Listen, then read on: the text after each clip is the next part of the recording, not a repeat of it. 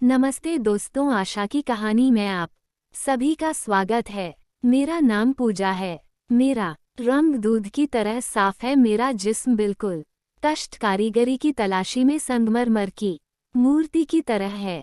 मेरी शादी में 3 साल हो गए हैं और मेरी एक बेटी है और वह 9 माह की है। जब 3 माह की थी तब मेरे पति का तबादला विदेश में हो गया था, क्योंकि उनका क्षेत्र इंटरनेशनल था, इसलिए वो परिवार को अपने साथ नहीं ले जा सकते थे। हर साल 1 माह के लिए भारत आने की इजाजत थी। विदेश जाना उनकी मजबूरी थी, इसलिए मुझे और 3 माह की बेटी को अकेला छोड़ गए थे। हम अकेले ना रहे, इसलिए मेरे पति ने मेरे नंदोई यानी कि मेरी ननंद के पति को हमारे पास रहने के लिए गांव से शहर बुला लिया था। मेरे नंदोई जब हमारे साथ रहने के लिए आए तब उनकी उम्र 45 साल की थी। वो हमसे अलग गांव में रहते थे। मेरी नंद की मृत्यु 2 साल पहले हो गई थी और पिछले 1 साल से ज्यादा वहीं पर गांव में अकेले ही रहते थे। गांव में रहने और खेतीबाड़ी करते तथा गांव की शुद्ध वातावरण के कारण उनका शरीर बहुत ही गठीला और सुडौल था। इस आयु में भी वह एकदम 30 साल के जवान लगते थे। पति के जाने के बाद पिछले 7 माह से वह हमारे साथ ही रह रहे थे। पढ़े लिखे होने के कारण उनका उठना बैठना पहनावा भी शहरवासियों जैसा था, इसलिए मेरे साथ घर में बहुत जल्दी एडजस्ट हो गए थे। घर के काम और बेटी के देखभाल में भी मेरा हाथ बटाते थे।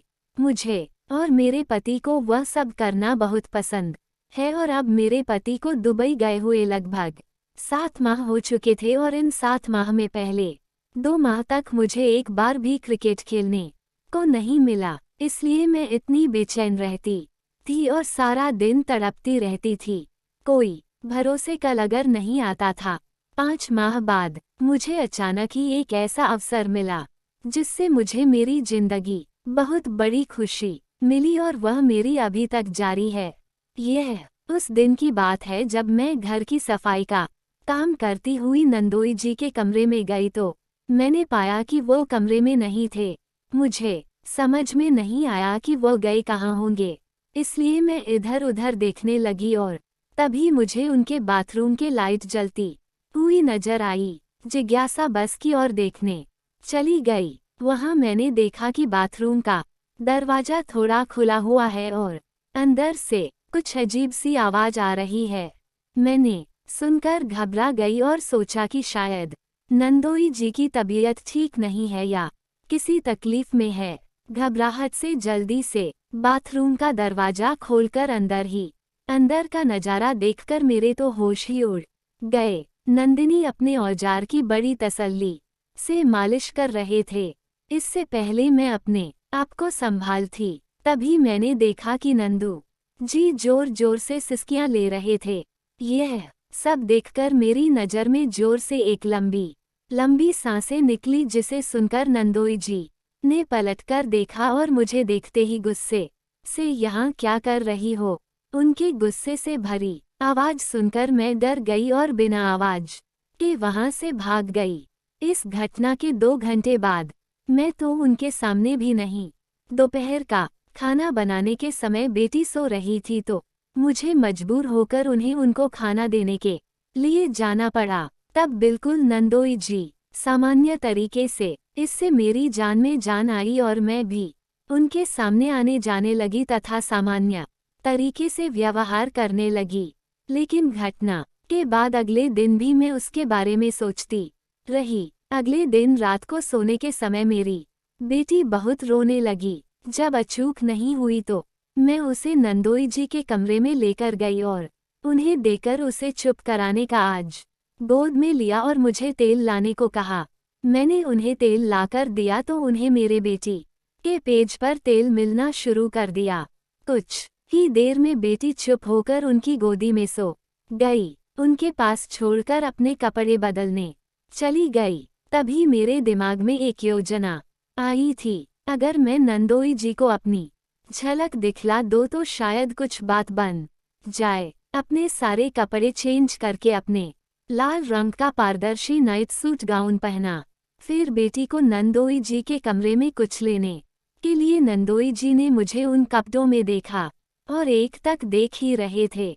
उनकी आंखों की चमक बता रही थी कि वह मेरे बिछाए हुए जाल में फंस जाएंगे। मुझे सिर्फ कुछ इंतजार करना पड़ेगा। जब मैं नंदोई जी से बेटी लेने के लिए हाथ बढ़ाया तो वह मुझे देखते ही एकदम स्थिर हो गए।